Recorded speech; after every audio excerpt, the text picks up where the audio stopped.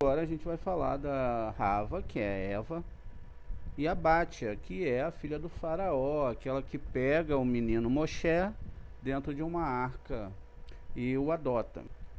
Bátia, ela era um pouco rebelde, ela era filha do faraó.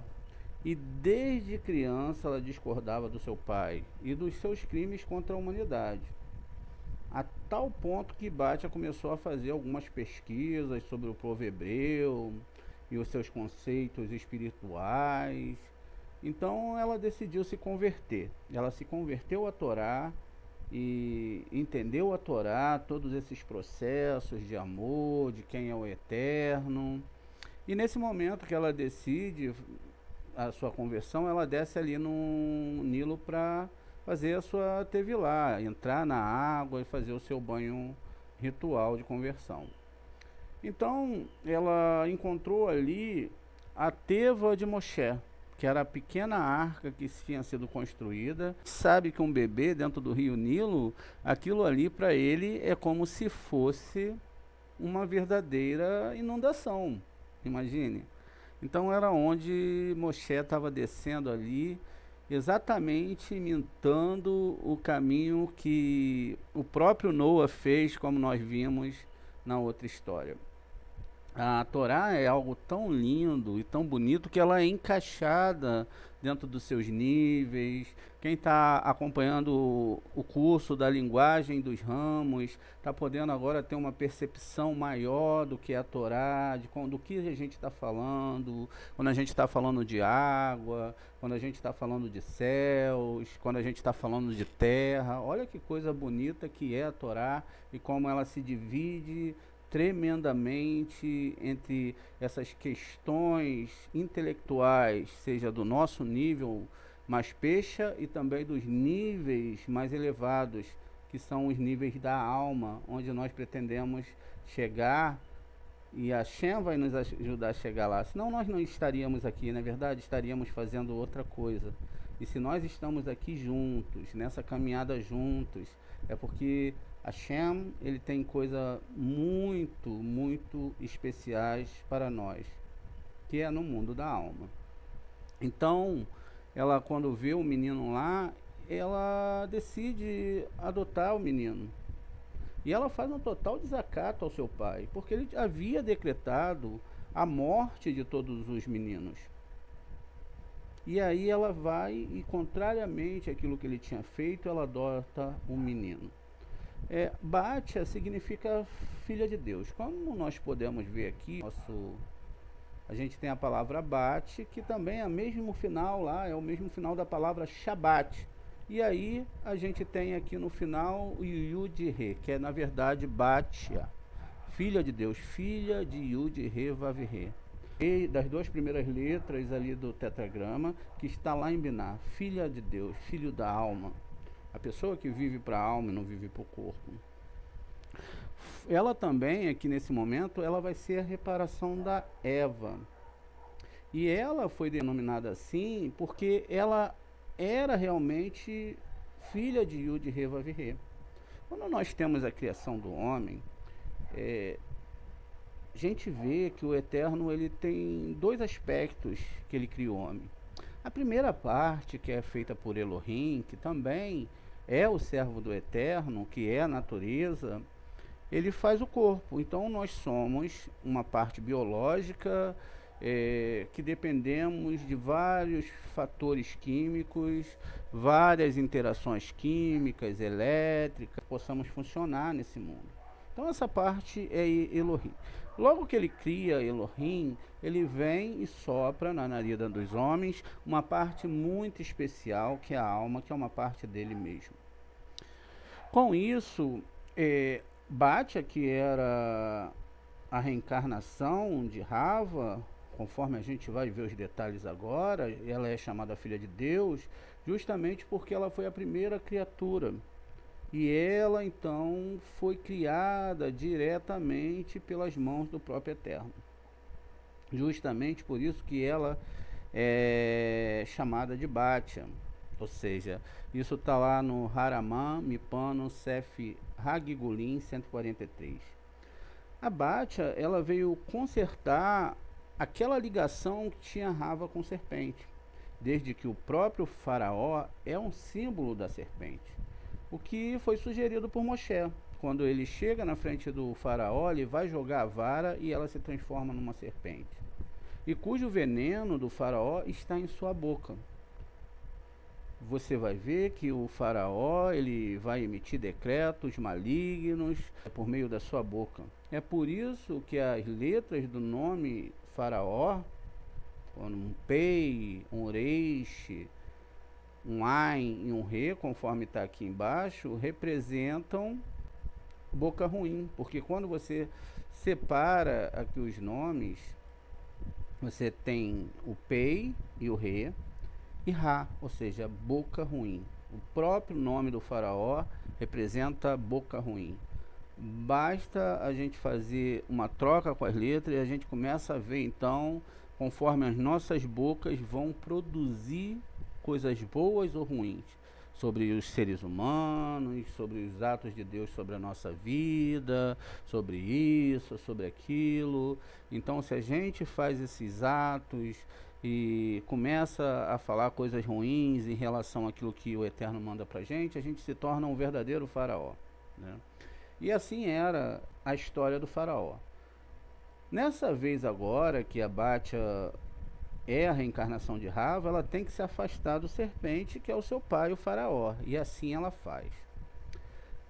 O Moshe, como já mencionamos, foi uma parte da alma de Avel, como a gente viu naquela história lá na frente, onde envolve Tró, né, e todo o povo que estava ali vivendo uma retificação, uma história das suas próprias almas, e que serviriam também como base para a retificação interna que nós passaríamos dentro da Torá.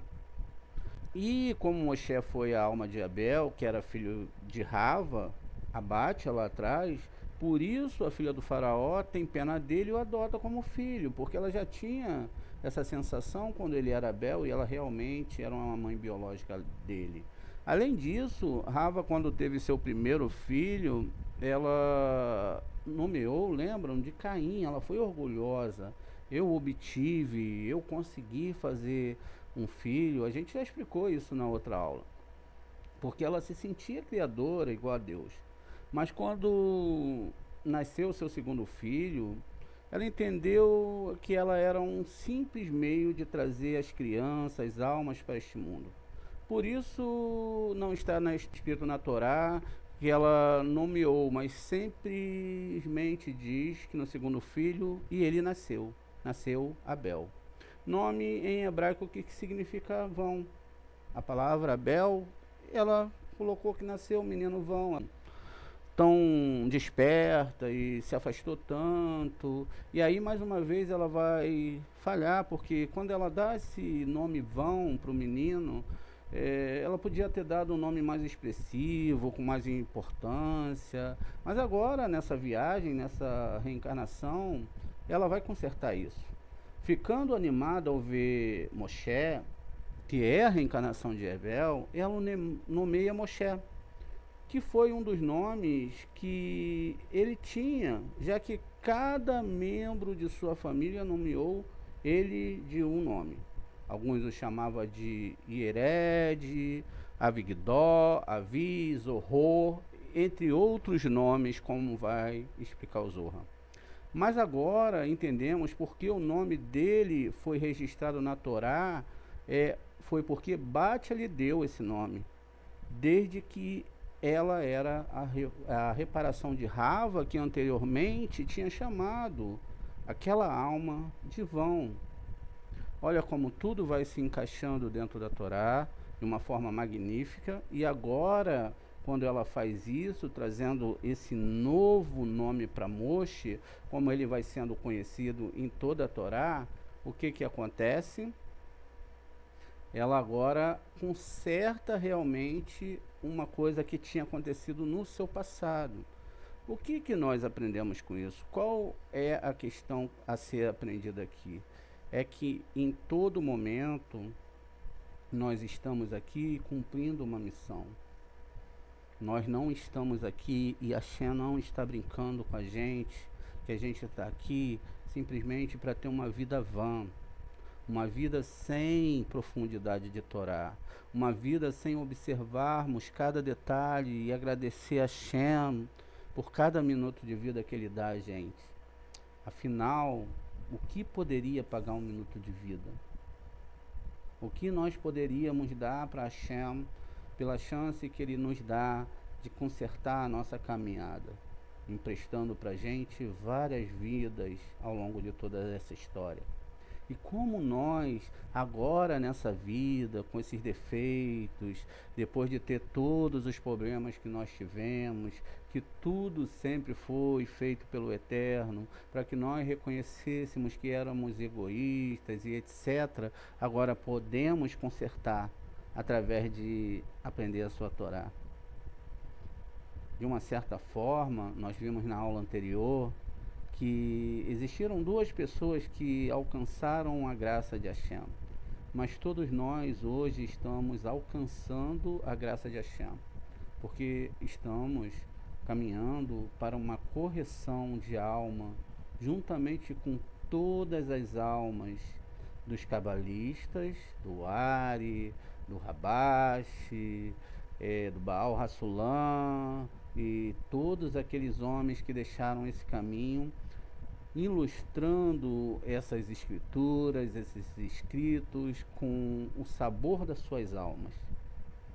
Quando eles escreviam esses livros, eles estavam imbuídos do que nós temos de mais puro que a nossa alma. Ou seja, eles falavam exatamente a língua das almas superiores, onde todos nós temos uma parte nessa alma. E se nós estamos aprendendo tudo isso, é para mostrar que nós também podemos consertar.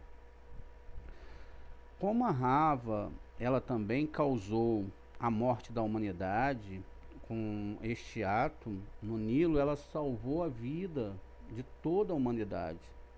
Ou seja, ela não vai salvar a sua vida de Moshe naquele momento. Ela salvou todo mundo, porque ela havia matado todo mundo. E ela salva todo mundo porque Moshe salva todo o povo do Egito. Ele tira todo o povo. Se ela não tivesse tirado ele dali, essa saída do Egito nunca haveria acontecido. Ele tirou eles das águas, do mar de juncos, ele guiou ele no deserto, ele abriu o mar para as pessoas passarem ali no mar de junco, guiou o pessoal no deserto. Então a gente pode responder uma pergunta que nós mesmos deveríamos fazer a Batia. Se você chamou o nome Moshe por tirá-lo da água, porque você salvou ele do afogamento, você não deveria ter colocado o nome dele de Moshe.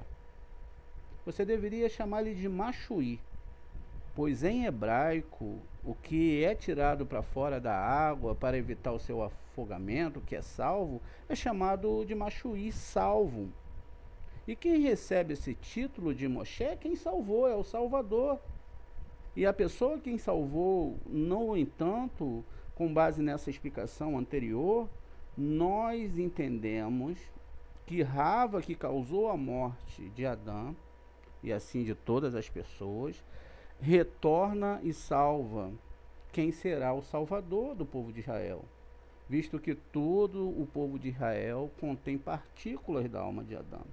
Ou seja, a gente sabe que Israel, é todo aquele que é direto a Deus, é todo aquele que começa uma caminhada de Torá, é todo aquele que bota Deus e as coisas da sua alma como projeto principal da sua vida, colocando as coisas secundárias de lado, lógico que não deixando de vivê-las, e eles se apaixonam pela Torá do Eterno, porque agora eles são participantes dessa Torá.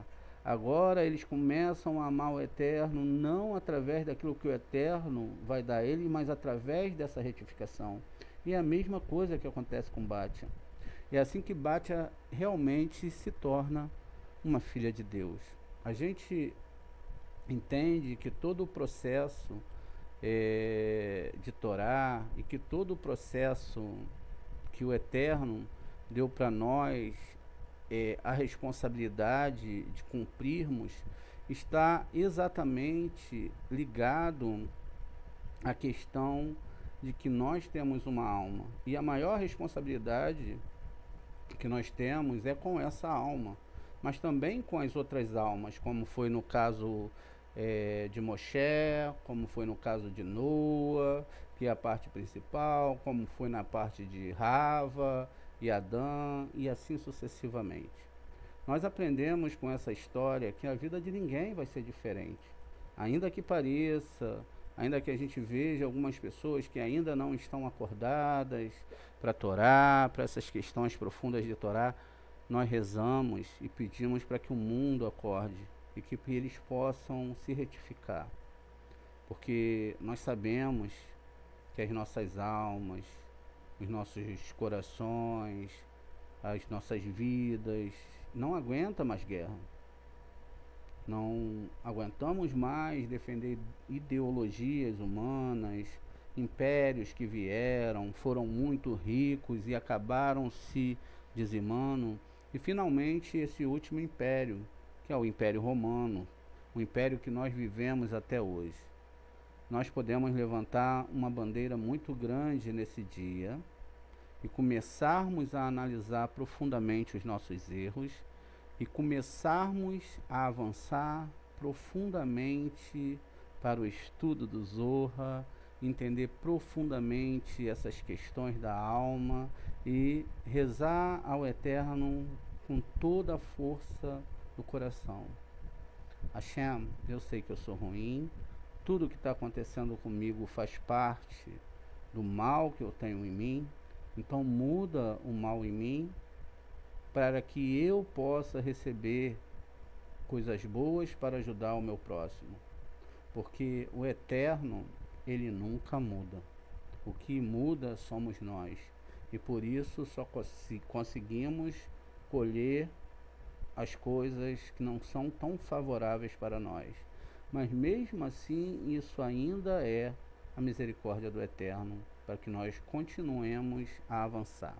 Aqui nós temos uma foto de Batia quando pega Moshe no rio, e aí ela devia chamar ele de Machuí, né, como está aqui embaixo, ou seja, aquele que foi salvo, e não como Moshe o Salvador, mas a gente vê um trocadilho de que ela está fazendo isso justamente porque é através dele que ela vai se retificar, assim como nós nos retificamos através das pessoas que nós iluminamos com a Torá, as pessoas que a gente começa a explicar essas questões profundas de Torá. Gente, eu agradeço profundamente por vocês estarem aqui nessa aula.